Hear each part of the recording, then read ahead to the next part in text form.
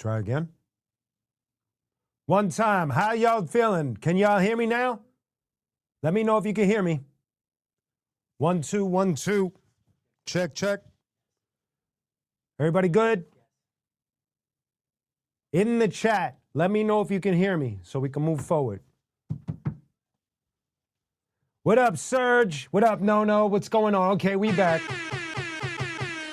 Okay, I'm feeling a little better now, so you know what that gets. That gets one of these. I like it. How about now, Gorilla? Can you hear me now? What's up, No? Michael, what's going on? Yeesh, what is up? Let me know if y'all can hear me. Technical shit is so fucking annoying. One time for your mind. 1, 1, 1. I see myself on the board. I can hear myself. Gorilla, let me know where you at.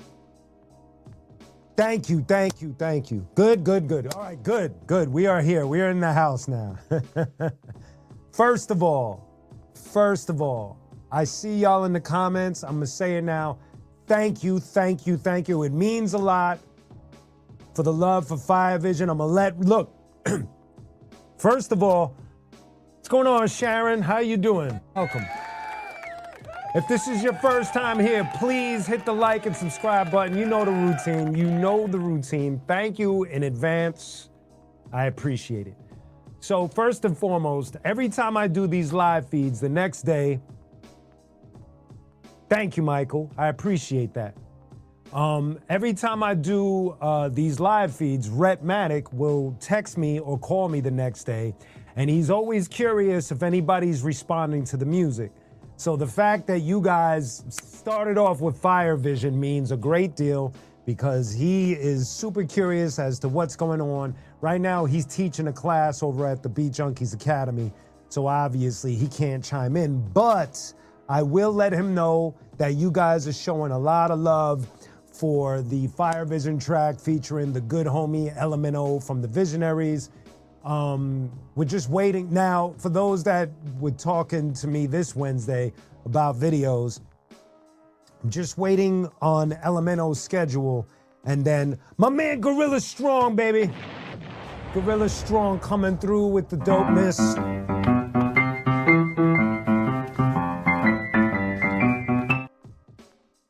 Thank you, Gorilla Strong. I really, really appreciate that. Therapeutic, what's good? What's good, man? Welcome to the show. Make sure you like and subscribe. Kalina, what's going on? Welcome, Friday Vibes. So, Gorilla, first I want to thank you for your support, and for those, thank you in advance. If you want to show support through the super chats, the super stickers, the super gifts, it's greatly appreciated. Also, hit up QUnique.com, Q-UNIQUE.com. Got all the merch there, music, videos, and everything. So thank you in advance. I appreciate it. Thank you, and I appreciate you. So Fire Vision, man, it is finally streaming, man, and I'm excited, man. Me and Rhett, we were talking today about the different things we want to do with the album and, excuse me, and getting it out. Pardon me, I'm not trying to be a slob. And getting the album out. So the good news that I have to announce about the new QUnique and Rhetmatic album is that, what up, C1 Awakening? What's going on, baby? Welcome. Straight from Australia, right? That's what's up. That's what's up.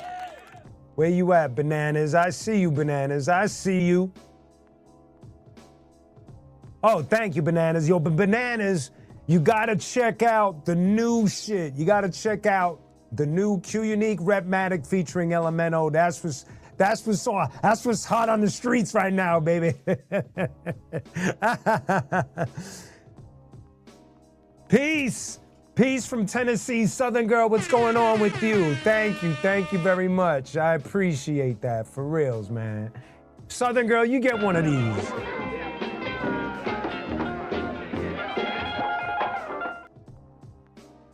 Getting me all hype and shit. Everybody's in the house. Thank you, No. Gym music for sure, baby. So,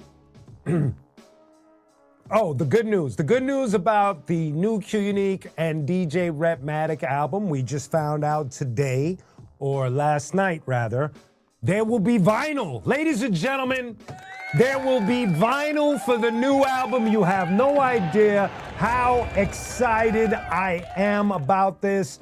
I get so excited about just to have vinyl. So listen, man, get ready, because it's gonna be obviously on some independent, limited amount. So I'm giving you the heads up.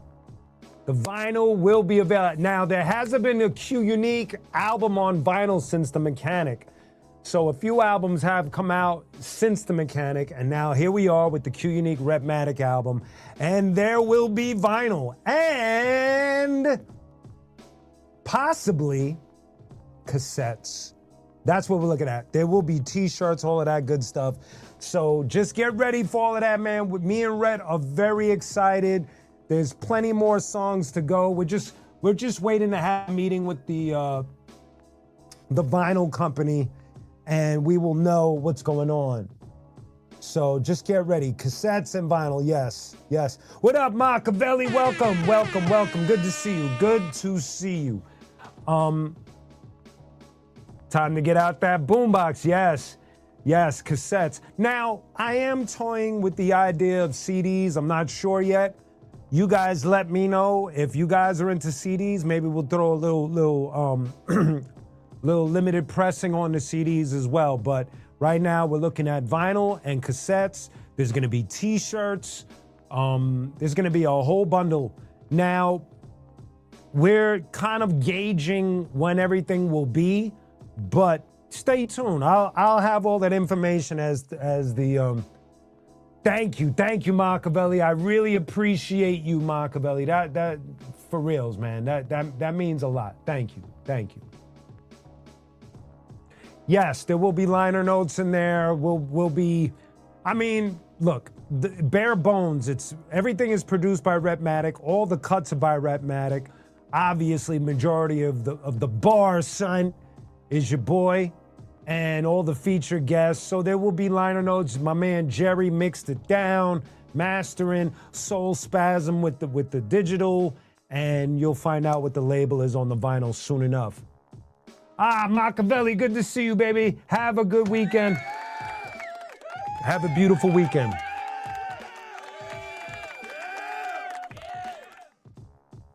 So right now, yeah, just vinyl, cassettes, t-shirts, and that's what we're looking at so far. And I'm very excited, y'all. I know I'm kind of repeating and harping on this moment because we just found out about the vinyl stuff. Oh, word.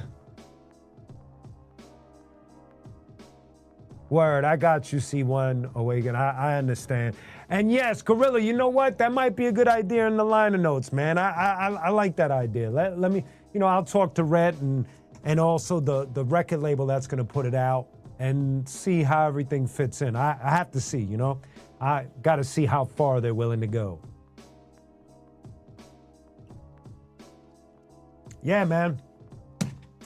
So Fire Vision, let's talk about this. I forgot who it was. Was it Bananas that predicted that Elemento was going to be a part of this? You know what's interesting is that Elemento was someone that I was paying attention to during like Vengeance Is Mine all the way to Between Heaven and Hell. He was dropping a lot of projects and I was really digging where he was coming from. And to be able to, and you got to understand that the Arsonists and the Visionaries have a very parallel universe situation. We kind of started around the same time, big crews, and we did a lot of shows together, Arsonists and Visionaries. So, it's one of those things where to be able to work with two of the Visionaries was really cool, and Elemento, I thought he brought it. Obviously, Rhetmatic. I was just telling Rhetmatic, man, whenever I approach projects, I don't care if it's the rock projects or hip hop or whatever. I'm like, I get very childlike and I get very enthusiastic, and I kind of go in without limits with certain things. And, you know, I was just telling Rhett how proud I was of him because he brought such a dope vibe with his production on this album. And I could tell from Serge, what's up, baby?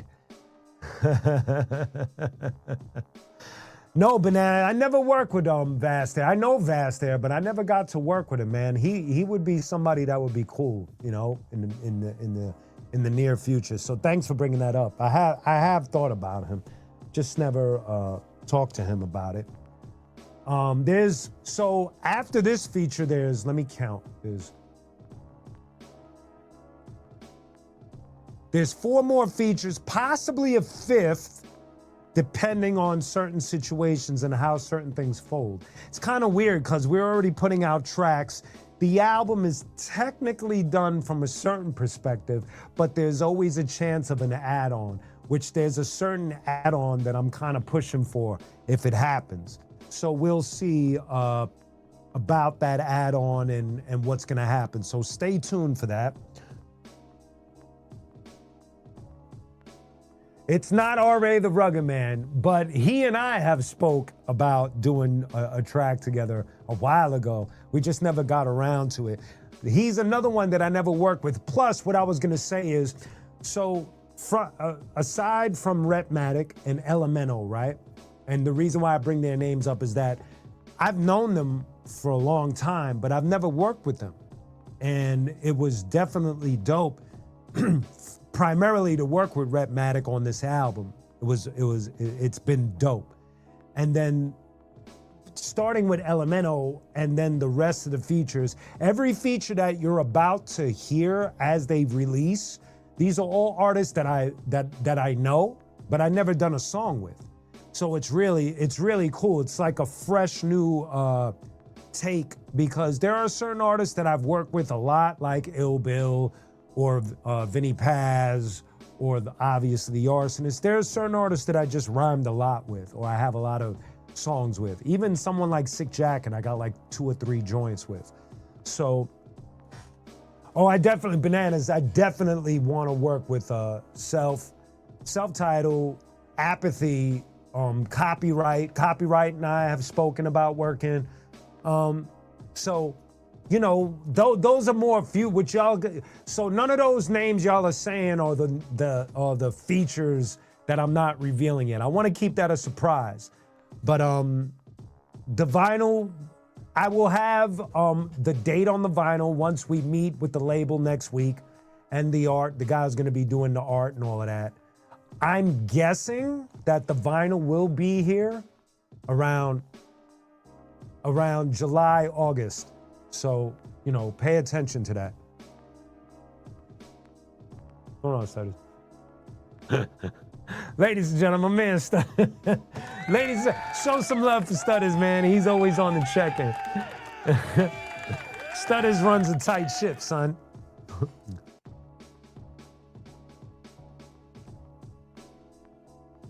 What up, Andrea? How you doing?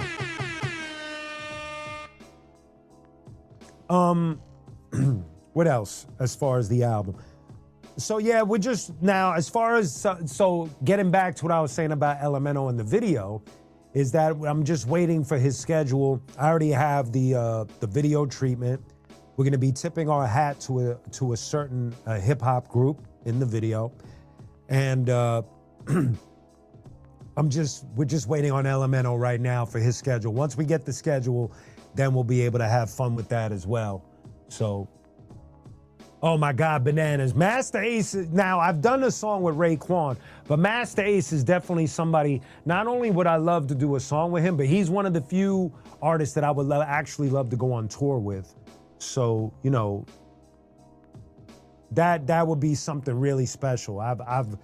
Matt doing a lot of work on TikTok. He does a lot of live and a lot of like podcasting on TikTok now. So if you haven't known that, give him a follow up on TikTok as well. Big Daddy Kane would be, yo, Bananas be coming with it, man. Bananas, you know, in another life, you could have been the perfect A&R for me, man. Some of y'all could have been good managers and good A&Rs for me, man. Where were y'all? It's all good. We here now, so it's all good. But y'all got some outstanding ideas, son. Chuck D would be outstanding too. For real, for real.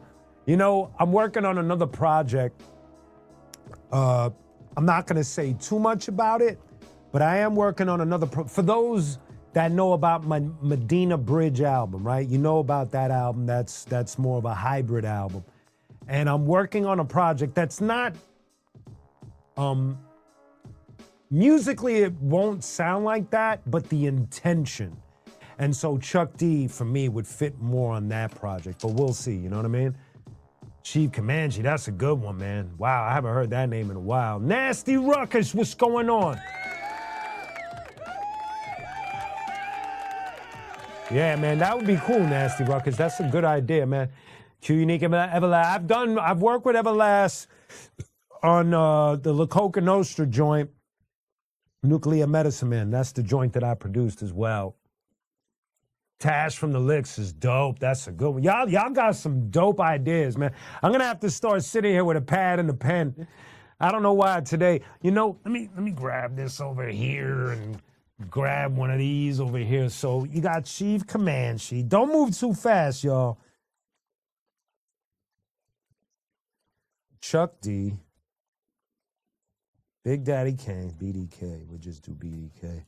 What else did I see? Hobson. That's a good one. I don't know the homie. He could flow, though. Ryu. Yep. My man Gorilla had me checking his stuff. He's dope. Cage, I don't know what's going on with Cage, man. I don't even know what Tash. There you go, Tash.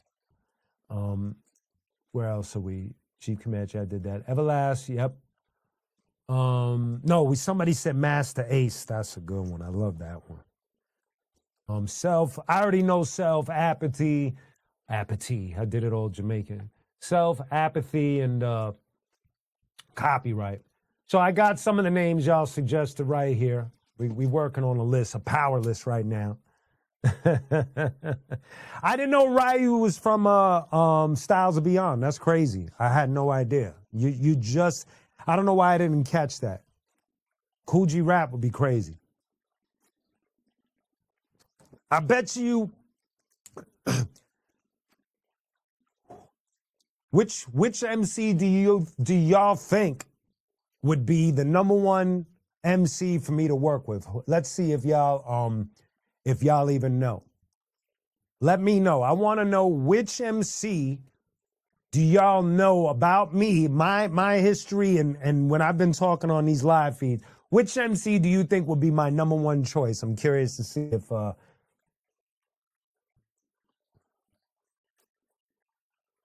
Now, I know what Styles of Beyond. I remember Styles of Beyond. I definitely remember. Bananas, those are heavy hitters. But there's one MC in particular that I always say how he's influenced my career. And I've done an episode on him and all of that stuff.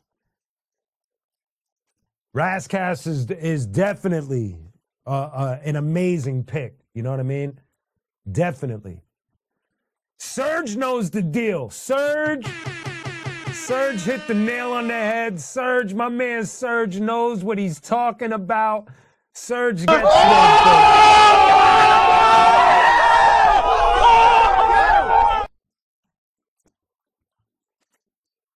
Buck 65. I never heard of Buck 65. I've heard of Buck 50. Remember, Alchemist did when Alchemist started. One of his earlier singles was for a rapper called Buck 50. If you haven't heard it, it was dope because that's when I was My man Crazy Legs, did I just see Crazy Legs in the building, y'all? The legend Crazy Legs, ladies and gentlemen. Rome Street, Rome Street's, I think he's nasty. I would love to work with Rome Streets. I've been listening to a lot of his stuff. I love Rome Streets. Canada, okay. Nasty Ruckus. So is that the same buck? Are we talking about the same buck 50 that Alchemist produced like a single in the 90s for this cat? That's the buck 50 that I remember when I was working at Fat Beats. That's the buck 50 I remember.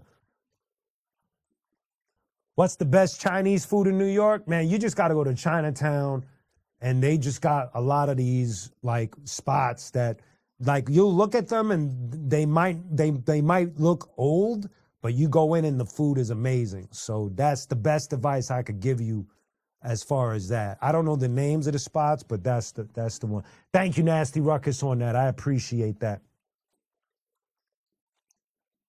Yes.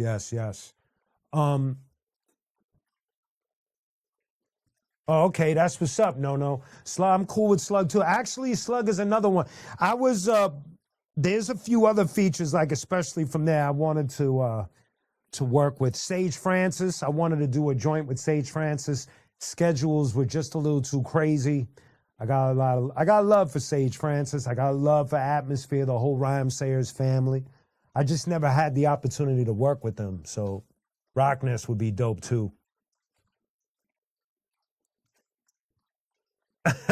Gorilla killed it. Yeah, man. So a lot of y'all need to slide up in Sage Francis's comment section periodically and say, yo, you should do a song with Q Unique. It's dope though, because he and we traded merch a few months ago. He sent me some Strange Famous gear and all of that. I sent him some Q Unique stuff. And we were close to doing a song, but he just went on a long tour. So he didn't want to slow up, the process of what me and Rhett were going through. So I get it, you know what I mean? Oh my God. Yeah, man. Y'all are killing it, man. Diabolic is nice too, man. He's nice. That's another one, years ago, I was shopping beats and Diabolic was going to spit on one of my beats and it didn't happen. But it's not even like where we're at in this community, nobody even gets mad. It's just that everybody's kind of like, all of us, including myself, and I'm sure you guys could see it, a lot of us are just very scatterbrained. So it's like we have the intention to do shit and it's just like schedules and life and other shit pops up and it just gets really out of control. Tone Deaf is the dude, son. Thank you, Savage. I appreciate that. That's a good one.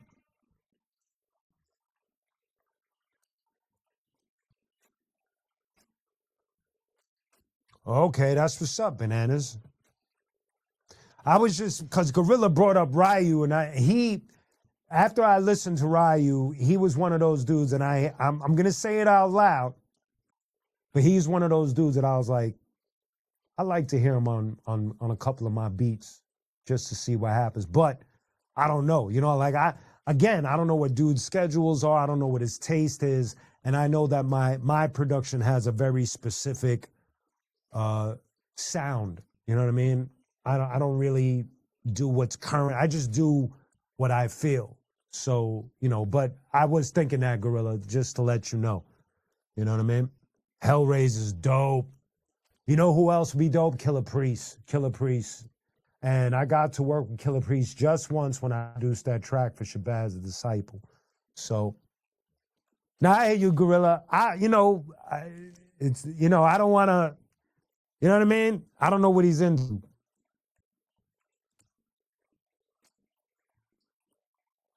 Bananas. I hear that. DZK.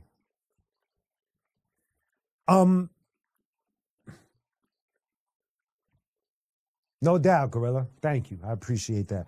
So, where we at? Okay. So yeah, man. Moving along. I think the next Q Unique Rhetmatic release is early next month. So things are moving at that speed right now. once we know where the vinyl's at, then I'll have a more solid schedule for y'all. So that's about the gist that I could say about the Rhetmatic Q Unique album. But like I said, vinyl, man. I was just very happy to hear that today, just vinyl. You know what I mean? And y'all just giving so much love for Vibe Vision. Thank you. Okay, so what else?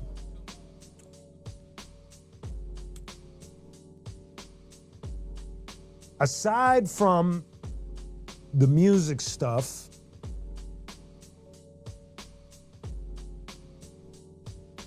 Savage, you talking about Rampage? Are you talking about Busta Rhymes' cousin Rampage? That Rampage? Yes, Gorilla, exactly. The ball, that's what me and Rhett was just saying. It's like, man, we just 2 songs in, and you know, we all see the love and all of that, and speaking on behalf of myself and Rhett, we greatly appreciate it. So thank you, Savage. You know what? I don't know Rampage like that. I kind of like met him, and I know Mr. Mech, who works with Busta. I've done some work with Busta Rhymes, but I'm not like fully. You know when you kind of know, but you don't fully know? Like I don't run with them like that. So it's like, I can't just reach out. Thank you, No. Wow, thank you. Y'all, thank you so very much, man. It's like, y'all are just so fucking cool, man. Thank you. I truly appreciate it, man. Thank you. Just, you know.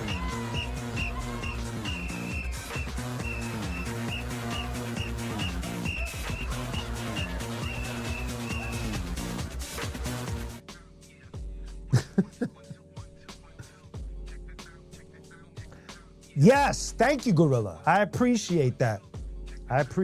Yes. Okay, a tour story. I'm gonna tell you a tour story of me being on the road with Korn, and I'm not sure if I told this story before. I'm gonna tell you 1 or 2 stories, just brief, funny shit. One time I went on tour with Korn to Europe, and this was during a crossroad period. Head, the guitar player, hadn't returned yet, so they had fill-in guitar players. Ray Luzier had already taken the helm as the drummer, and so Korn was in a weird transactional period. So I forgot where we were. We were somewhere in the Netherlands, and what I would do during their set, if I was bored, I would go from the side of the stage and just walk into the crowd just to see how people were reacting while I was in the crowd. Not for me, just watching the crowd with Korn and how they responded. And one night, there was this moment where Jonathan, the lead singer, in the middle of the set, he would talk to the audience. And I knew this. I knew the routine for this particular tour. So I knew his middle of the show speech was coming. So what I did was I fucking pushed my way, which is very hard to do during a Korn show. But I shoved my way, elbowed my way all the way to the fucking front of the crowd, like the front row. Very hard to do, trust me. And I was almost like dead center. And I stood there and I was just looking up with, that what's the name of that horror movie, Smile? So I just stood at the front and I was just smiling like this. And so Jonathan is walking, and he's like, blah, blah, blah, blah, Korn, and it's been this many years, and blah, blah. And he's giving a dope, heartfelt speech. And he's walking, and for some reason, he stops right in front of me, but he's not looking yet. And he goes, blah, blah, blah, blah, blah, blah, blah. And as he's turning to point, he sees me and he goes, blah, blah, blah, blah, blah. And Q, what the fuck are you doing over there in front of the whole audience? Because I caught him off guard. And everybody just turned their heads and looked at me, and I just started busting out laughing because I threw the whole show off. And everybody on stage was laughing. It was so fucking dope, man. Those are that's a small story, because obviously I could go on for days about tour stories. I've been touring for a very long time. A crazy one. Here's another one. This was the CNC days. CNC had sent me out to represent for them in Europe. Now, you know, CNC Music Factory, obviously they were big. They would put me in 5-star hotels, all of this shit that I didn't really even care about. 5-star hotels. I appreciated it, but it wasn't in my intentions as an artist. But anyway, I don't even know who gives a shit. Anyway, so we get to Belgium, and we had to spend like a couple of days there before the gig. And one day I come down from, that's dope, Nasty Ruckus. That is so dope. That is amazing. So one day I came down to the lobby, and the road manager for CNC is there, and he goes, yo, Q, there's like a bunch of girls and like some dudes that want to meet you. Cause, you know, at that time I was kind of like the fill-in. Whatever. So I go further into the lobby, and there's this crowd of mostly girls and some dudes, and they want to take pictures and they want me to sign shit. And, you know, I'm not thinking anything of it. I'm like, cool, and I'm taking pictures and all of that. And then I put my headphones in and I walk out and I leave and I take a long walk. Because when you're on tour and you're in these places, and at that time I was just a kid, so I'm in this place by myself technically, even though there's like the CNC staff and whoever's there as far as dancers and the singer. I didn't really know anybody, so I spent a lot of time by myself. And so I would take these long walks whenever we would hit a country and I was just unfamiliar and I was just kind of seeing the sights. I'd have my headphones on and just walking around. And what up, Jordan? What's the deal, baby? So I'm walking and I get lost, and it's been hours since I've been back to the hotel, right? This is crazy. So as I'm walking back towards the hotel, I see cop cars all over the place, all the lights going off. It's chaos right in front of the hotel. And I'm like, ah, man, what the fuck? Like, I'm thinking the worst. So I roll up and the road manager's running towards me, and I'm like, what the fuck? And he grabs me by the shoulder. He's like, where were you? Where were you? And I'm like, I was fucking taking a walk, man. What's the problem? He said, yo, one of the girls from the crew that you took pictures with fucking snuck back into the hotel room and is hiding somewhere in the hotel because she wants to be with you. And I'm like, what? So I couldn't go in the hotel. Cops are like searching everywhere, looking for this girl that is hiding in the hotel, and she happened to be a diplomat's daughter, which made it even more intense. So I'm like sitting outside in the curb, and finally they find her in some sort of weird corner of the hotel, and they escort her out, and I'm like, okay, cool. Now can I go to fuck back like my room? Like, it was crazy. And the thing is, what was strange was technically I wasn't really ever a part of CNC. I was there to hold the spot, and I could have possibly taken the gig, but it just wasn't for me, regardless. So it was just strange to see people behave like that, because I wasn't the guy. I wasn't Freedom Williams. I wasn't the shirtless guy. That wasn't me. So I don't know if she was confused. I don't know what was going on, but she wanted to hang. and I was out there in the shopping area. Oh man.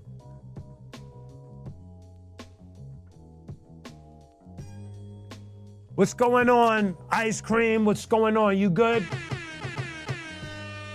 Yeah, for real. No. It was yeah, she wanted that fire vision.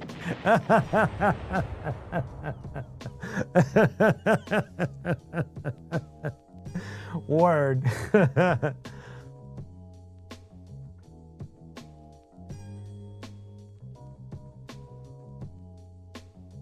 That's a dope list, man. I like Spit Gems, man.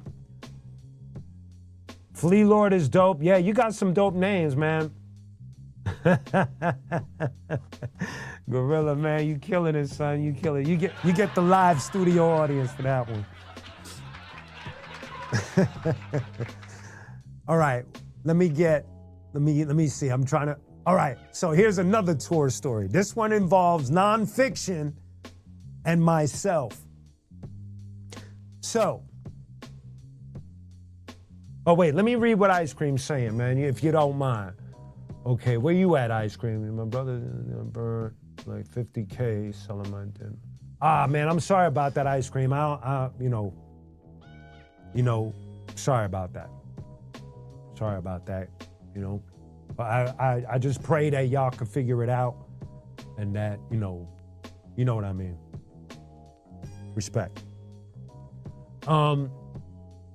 So here's another, this one y'all are gonna love because it involves nonfiction and me. So for an entire summer, I toured with nonfiction and we did the Vans Warped Tour, which is easily one of the fucking hardest tours I've ever done in my life. The Vans Warped Tour has changed drastically from the time that we did it to now. Now it doesn't do the whole United States and a whole summer and all of that. It doesn't do that anymore. Now it's just key cities, very limited and all of that, which is also all good. So, as you could imagine, when you're touring that much, even though it's fun, I'm not saying that it's not fun, but it gets redundant really quickly. You're just pretty much in a loop. And so mentally, you have to be strong for that, because if you're not accustomed to getting up and doing the same exact thing every day, which we are as humans, but I guess when people, like for instance, I guess I say that because usually people look at what we do as artists and think like, oh my God, you're basically doing Disneyland every day, and that's far from the truth. Hold up. Damn it. Here goes the echoes. Oh, snaps.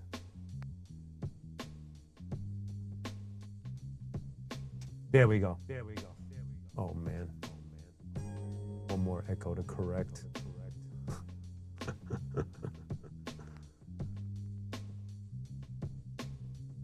I'm gonna have to speak to the people over at, what do you call it? Fucking StreamYard, boy. Anyway.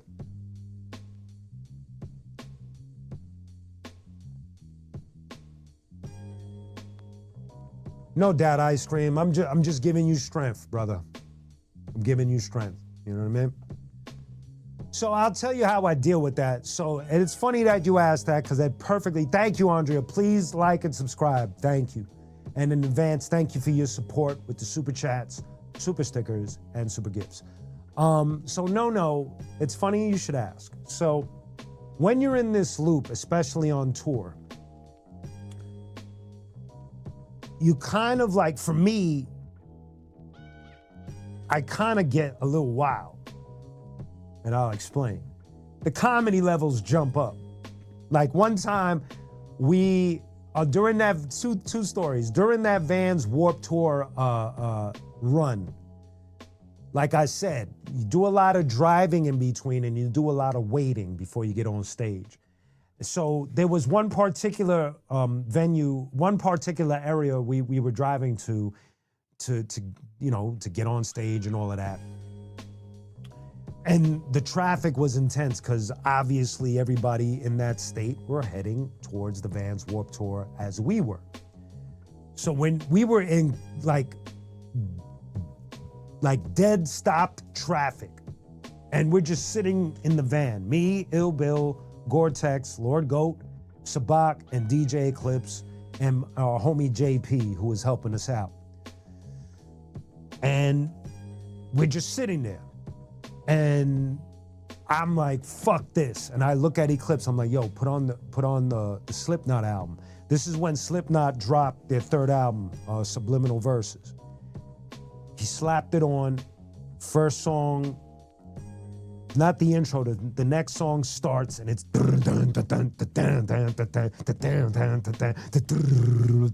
Joey Jordison type shit. And I'm getting hype. And I'm like, fuck this. And I take off my shirt. I get down to my boxers. I open the door and I pump the music and I'm running on the highway in my boxers, screaming, ah! And the rest of Nonfiction are just leaning out the van, just staring at me. And then you can hear in the distance a police officer going on the loudspeaker, hey asshole, get back in your vehicle.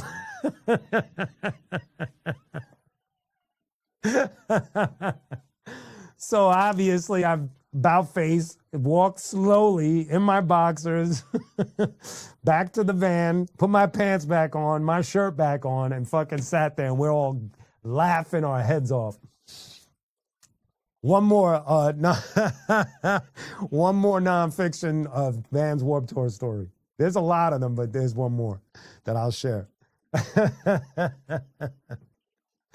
So, if you could imagine, the Vans Warped Tour is an outdoor event all day. We're in the summer, so some of the places we're going to are fucking piping hot. There were times we would try to like get on other people's tour buses and all of that stuff, cause just to sit in the air condition. So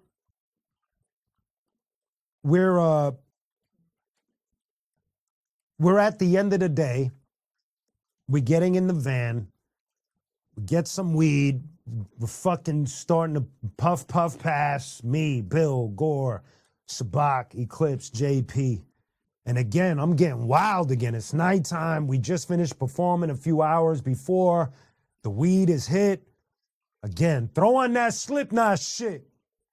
And I'm fucking losing it. We're driving and I'm fucking crowd surfing over Hillville, Gore-Tex. Sabak, they're pushing me up in the van. I'm hitting the roof. I'm screaming. And then I fucking land and I grab Sabak. He's lying across the fucking seat. And I grab him by his collar and I go, rah, rah. And then I look and I go, up and at him, soldier, up and at, and everybody's dying laughing. And this is going on for like half hour, 45 minutes. I'm just fucking losing it. But that, as you can tell, like I'm very chill right now, but sometimes my energy levels can kick up. That's why most of the times I smoke weed at night, so I could pull myself back. Because I have a lot of energy, man. You know what I mean? Slipknot is my trigger. It definitely, that album had me hooked, son. Oh my God. So, you know, touring with Nonfiction, I always had a blast with them, man. I love them. Those are my brothers, man. And like I told you when we had Sabak on, man, I've known Sabak for so long that it's so dope to be able to have them still in my life. And that was a lot of fun. It's a lot of fun, man. Yes, definitely. Mellow Q is definitely a safer Q for sure. There was one time, I don't know if this is funny as it is more fascinating and really cool. So when I was in the Arsonist and we were on Matador Records, Matador was an amazing label, and they treated us really well. And I was just telling Stutters this the other day. Whenever they would bring us to LA, they would leave us on the strip. I don't know if which one is called the strip, but it's the Walk with the Stars. I don't know if that's the Strip or that's Hollywood, whatever. So I'm still getting acclimated, so, you know, I'm not a native here, so, you know. I want to party with Slipknot, you. No doubt. So they would always put us in this hotel. We would right by the Chinese theater. That Walk, that strip right there. Again, now, the arsonists on a whole, we had a lot of energy. And if you ever gotten a chance to watch us on stage, you know exactly what I'm talking about. We were very explosive, very lot of energy. Everybody was at 100 miles an hour almost all the time. Sunset, but no, wait. Sunset is the other one, so it's Hollywood Boulevard. Thank you, Unicorn. So,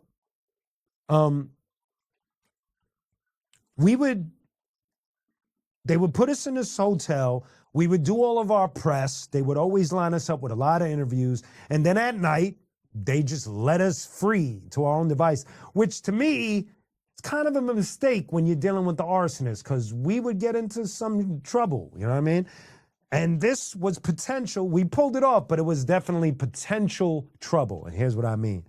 So, now, you got to remember, this is 90s LA. This ain't today where security is a little more beefed up. It's a little different. We leave the hotel. It's nighttime. And this shit happening, but it's not like New York. New York is 24 hours like shit is popping. LA ain't so. You got to kind of find spots, but it's not really like New York in that sense. So anyway, we're walking up and down the avenue, and we're just looking at shit and slapping arsonist stickers, and we're getting bored. And all of a sudden, I don't know why, but we start looking at billboards on top of buildings. We're just looking at them. Now, these are skyscrapers, buildings, okay? Let's see if you all know where I'm going with this. So I don't know who suggested it. I don't remember, but we kind of like looked at each other and said, Eric, what up, baby pa? Ladies and gentlemen, my brother Eric is in the building. He gets this for sure. Yeah! If I heard that.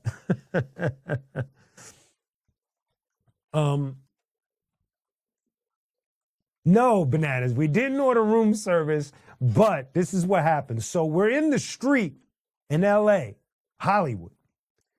We don't know much about what's going on, but we're getting bored. And like I said, we're looking at buildings, and we're looking at the billboards on buildings. And someone in the arsonist suggested we need to get on that roof and put our arsonist stickers on that billboard. Now, the thought is absurd, and I'll tell you why. An arsonist sticker was no bigger than an iPhone. A billboard on a building is meant for all of us to see from a distance. There is no way you're going to see an arsonist sticker on a fucking billboard on a roof. But we were all game anyway. So never mind the absurdity of the idea. We wanted to figure out how we were going to get in a building, get all the way to the roof, get to that billboard, and slap a bunch of arsonist stickers on it, which would have made no sense. And I have to tell you that we figured it out. We snuck to, there was a theater that had their courtyard opened, but it wasn't open. And like I said, this is 90s LA, so security hadn't beefed up yet because of, 9/11. No, it was kind of loose. So we walk in, nobody's there. We see an entrance. We start climbing. And yo, all bullshit aside, you can ask Swell the next time he's on here. We made it to the fucking roof of a building in LA. Nobody, undetected. 5 rowdy kids from Brooklyn made it to the roof of a building on Hollywood Boulevard. and climbed up to the billboard and slapped like 20 arsonist stickers on that bitch. Dead serious. Dead serious. It was crazy. And we got down, walked down, and it was funny because by the time we made it down and got back to the street, we looked up and obviously all we saw, we knew they were the stickers, but you couldn't, it just looked like pieces of paper or something. It just looked weird. You couldn't tell it was an arson. It could have been anything. It didn't matter. But we pulled it off. It was the craziest thing. And what marks the whole thing as special, this is crazy. Yeah, for real, for real. So, Gorillas is crazy. So, here's what's crazy about what I'm saying. A couple of years ago, maybe a year ago, myself and Stutters went to Amoeba Records, which is on that same avenue. Now, if you know anything about Amoeba Records is one of the biggest record stores you could go to. It's massive. It's massive and it's amazing. And a year ago, I'm in there with Stutters. Stutters is walking around and he looks up and he goes, oh shit. And he comes and gets me. He goes, yo, come over here. And he walks me over and there was an arsonist sticker slapped right on the wall in Amoeba Records. I don't remember who did it, obviously, because it was from the 90s, but they left our sticker there. Since the 90s, since As the World Burns came out, which is 1999, that sticker has been on the wall in Amoeba Records. So that solidifies the whole adventure of us being on Hollywood Boulevard. What a crazy way, like, to see that, like, so many years later that the sticker's on the wall was just amazing, man. So, yo, man, just fucking amazing, man. Yeah, for real. 90s rule. For real. Okay, yo, Q, have you heard the joint from the end of last year, which DV Alias Christ calls Flip Flown Freestyle joint? Nah, I haven't heard it. I got to check it out. I got to check that one out. I never heard that one, man. I definitely got to check that one out. You know what, Bananas? For us, we didn't really participate in all of that. You know, a lot of people don't realize that Biggie Tupac thing was more of an isolated. You know, whoever got involved with that wasn't a part of it was just not minding their business. That's the way I see it, because when we went out, we got to hang out with the whole more specifically Souls of Mischief, and they were awesome with us. And you know, Dilated Peoples and Jurassic 5 and obviously the Visionaries, the Beach. Like, we had these friendships. So that kind of stuff just never pertained to us.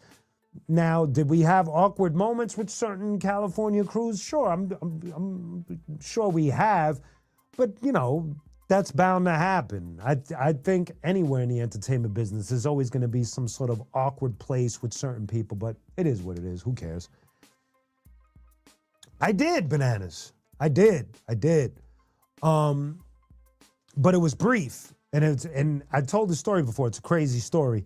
Myself and Destroy with Tony Touch, I think, and maybe one other. I think Freestyle was there. We went to an album release party for Lords of the Underground when they released their first album, and it was like packed with like every top celebrity you can imagine. It was crazy. And me and Destroy are just chilling out, walking around the club, and we stopped at the bar, and we're just leaning, just kind of like looking one way, and then like I kind of like looked to my right, and standing like right next to me was fucking Tupac. And I looked at Destroy like, yo. And he looked at me like, this is crazy. And Tupac just kind of like looked at us. There was no awkwardness, just like, what up, and what up? And, you know, we kept it moving. You know, we were in a club with loud music, so it wasn't gonna be like, yo, let's build, but it was just more like, oh shit, it's fucking Tupac. And that was it, you know what I mean? Yo, Jordan, that's an amazing question. It actually took about 5 years. about 3 to 5 years to put that album together. Because when you do the math, we start recording in 1995, right? We released the first single 95, 96, which was The Session and Halloween. 97, we did Venom and Seed. I think also that same year, or maybe a year after, I would have to check, we did Blaze, Flashback, Gimbo's theme. Those were all indie. Those were all on either, two of them were on Bobbito's label, Fondle 'Em, and one was on MC Search's label, Searchlight. And then we get the deal, and we already have the batch of songs. So we already have 7 songs that we released. And for some reason, we did like almost damn near 20 more, which was way too much, but we were hyped. Thank God we did it though, because the way it ended, we would have been stuck with way more songs on a hard drive than what it was. So, but it took about 3 to 5 years to put that album together. And it was recorded in so many crazy places. We recorded a lot of it when I was a kid, so I was still living at home, my mom. Then I ended up moving in with Destroy and his family, so we recorded a lot of stuff there. We recorded joints at Tony Touch's house. Then we went to D&D Studios. We recorded a couple of joints there. We recorded songs at Ozone Studio, which was Company Flow's studio. Another one was the Toy Factory. We were just recording everywhere and just getting joints done. And it took about 3 to 5 years. That's the gist. Thank you for that question. That was a dope question. Thank you, Jordan. I appreciate that. Thank you. I actually met Eminem a couple of times too. And the story I have, and I think I told this story, but it starts off with his manager, Paul, coming to Fat Beats when Eminem barely had a buzz. This is underground Eminem. And he comes with the EP that I showed you during, when I was showing you my vinyl collection. And he's bringing it there for consignment. We sell it fast. We pick it up. We sell it fast. And I meet Eminem the first time he came to New York. Again, he wasn't the Eminem that we know now. He was starting to buzz because of the EP and because he was doing the Rap Coalition battles and stuff, and he was battling a lot. So his name was starting to buzz heavy. People were really into what he was doing, and that EP was a dope EP. And so I ended up building with him briefly at a club. I introduced him to Crazy Legs, and then maybe a couple of months after that, he gets the whole Dr. Dre shit, and he becomes Eminem, Slim Shady, like he takes off. And, I'm happy. I mean, that his story is insane, man. It's just like Willy Wonka golden ticket, lottery ticket. It's just such an insane story. But I believe he's well deserving of it because of his discipline to the craft. I don't care if you hate him or love him. I don't care about what you might personally feel or what I might personally feel, whether it's his production or whatever. I do respect the fact that he is very diligent. He's very dedicated. He knows hip hop, and he's a top tier MC, and he definitely gets my salute, for real. So, what about date of birth? All right, so date of birth is like a bittersweet situation. I ended up producing that one within a year to 2 years. And I produced the majority. I produced 98% of that album by myself. And we only ended up in one studio for that. That was Galco Studios, which is the tail end of what we were doing with As the World Burns. We ended up at Galco, and then we just continued to work at Galco. Now, I'm not sure if that was the best choice, not based on the people, but I ended up engineering that album, and so when I listen to it, I can hear what's kind of missing sonically. But that being said, what was really missing was having the entire Arsonist on that album. For me, now when I look at it. Not to say that Swell and Jice didn't do their thing. They did. But it would have felt much better if everyone was still there. If you get my drift. You know, it's one of those moments where you're like, I wish everybody was a part of this. But it just wasn't written that way. So it is what it is.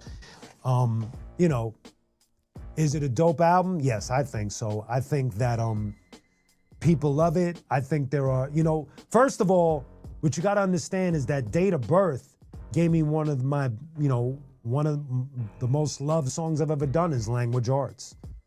Whether I'm looking at the stream numbers or just getting the reaction, people love that song. So if no Date of Birth, no Language Arts. So obviously, the ultimate thing for me is the fact that Language Arts was birthed out of that. So thank goodness for us putting that album out, you know what I mean? Thank you, Jordan, I appreciate that. Shoreline Mafia, word. I like that, Jordan. You know, keep chipping that off time. Do you? That's dope, Gorilla. Thank you, Jordan. I appreciate it. That's a dope question. So when I was doing point fighting, I did hit up a few tournaments. I took second place. That's the highest I've ever gotten, was second place. And then when I went from the point fighting, which was, so at that time I was training under Master Jerry Fast Feet Fontanez, and his brother Beretta was my rap partner for the group Nomads. May he rest in peace. He passed away. So there was that brotherhood between all of us. And so I trained with Master Fontanez for quite some time. And then when the Nomads ended, I waited a little bit, and then I ended up training jiu-jitsu and Muay Thai in the Brooklyn Jiu-Jitsu school. And we didn't do it, it's not a tournament school. So we did randori, which is sparring in jiu-jitsu. And we did sparring, we sparred Muay Thai.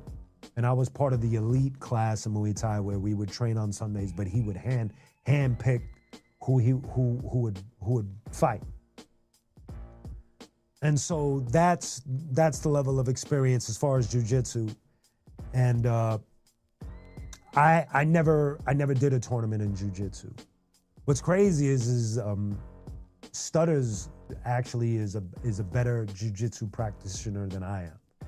He's nasty. Yeah. So that's the deal with that. I'm looking to, we're looking to see what's up out here as far as jiu-jitsu. I've been looking at Gracie Baja out here.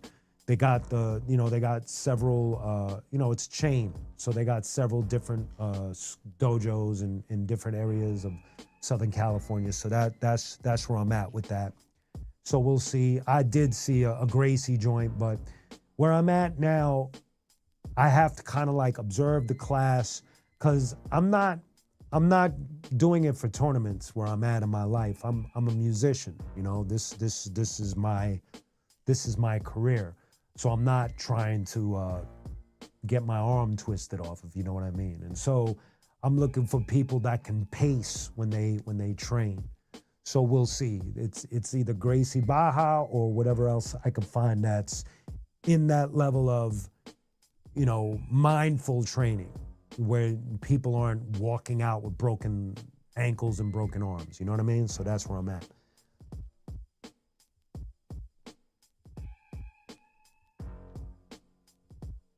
Oh, that's dope, Gorilla. That's really dope. You know what's crazy that you mentioned that? I think I mentioned this. So I train, I weight train. I go to the gym more than I train martial arts these days. And Arnold Schwarzenegger trains there. And I see him like every week. It's the most surreal, bizarre shit I've ever seen in my life. But I've told that story before, but because you brought that up, it's just, I still trip out. You don't really see shit like that in New York, man. Especially Brooklyn. You see more street famous people. You know what I mean? Yeah. Oh my God. So circling back around. Let me get it over here for a second. Let's add this. So remember, where am I at? Where did he put this, son? Oh, here we are. So remember, you come over to the Q Unique website. Right now, we got the links for Fire Vision. If you haven't heard it yet, it's right there on the top. There's Cypher Up. These are the two singles that myself and DJ Redmatic have put out so far. You got the video for Cypher Up right there. There's the show or merch. And if you want to show further support, hit up the shop. If you order any of these, we got you get a little grip of Yo MTV rap cards whenever you order any of these fine goods. But yeah, that's the deal with that. Thank you. NZ Ninja, what up? Get a late pass, son. Better late than never, for real. So yeah, circling back around to the top of what I said, the new Q Unique and DJ Repmatic single, the second single, is out now. It's called Fire Vision, and it features the homie LMNO from the Visionaries. It is now streaming everywhere. Y'all have shown so much love and support. I am so grateful. I cannot wait to tell Repmatic how y'all are reacting. It's just perfect. You know what I mean? Because he's definitely, it's funny because we released Cypher Up, and I've always felt that Cypher Up was a very strong song. And so when I picked Fire Vision for the second, Rep was a little nervous. He was like, man, it doesn't really sound like Cypher Up. I was like, that don't matter, son. It's dope. It don't matter. And y'all proved my point, so I really appreciate that, man. Thank you. Thank you, NZ Ninja. Thank you. So it's like, y'all saying this, I could report back to him later on today and be like, yo, you know what I mean? Like, the whole Friday Night Vibes, the whole Live from the Lab crew gave the seal of approval, son. So let's keep the fucking train on the track and let's move it, son. Let's move it forward, baby Paul. I love it. Thank you so very much, man. And as I said, and not getting too far ahead of myself, but the next track, early April, I'll have the date for y'all as we get closer, so stay tuned for that. Thank you, Unicorn. I appreciate that. Thank you, Gorilla. Word. Thank you. Word up, son. Yeah, man. So, ladies and gentlemen, getting to that point, you know what I'm gonna do? Let me reach over here, son. Gotta keep it. Let's do a little reveal before we start this weekend. What do y'all say? Back in the booth and drop a new arsonist.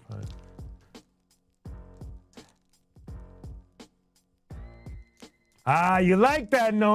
I was, because, I was able to listen to where my man Elemento was going. He threw some, little arsonist, like, thumbprints on there. So I was like, oh, word. Let me get some visionary shit on here, son. You know the deal. So Jordan, you know what? I do agree with you. It would be cool. I wouldn't even hate on that idea. But where we're at right now, I don't know.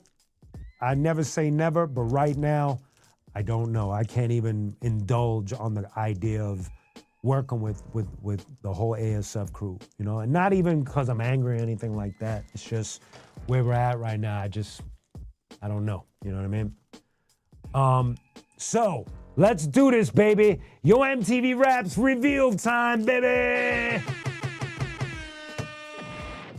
Okay. Let's see what we got. Oh, snap. Right off the bat. Too legit to quit.